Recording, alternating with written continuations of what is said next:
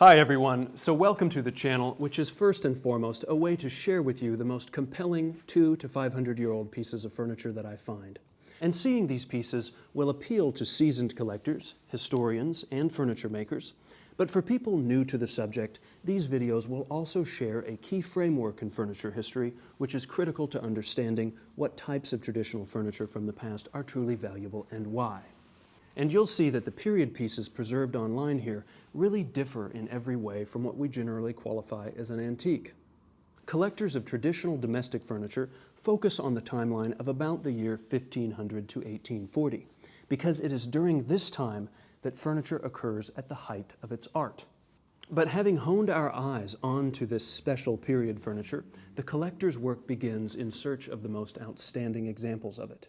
And the emblematic period pieces, of varying levels of refinement and from different times and places, were clearly made for a clientele that expected their furniture to be art.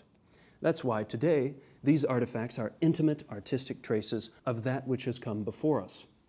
They have outlived their makers and generations of owners, and so finally, welcome to a place which will preserve a trace of them online for everyone to see.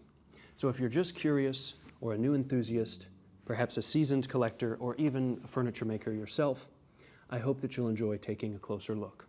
Thank you.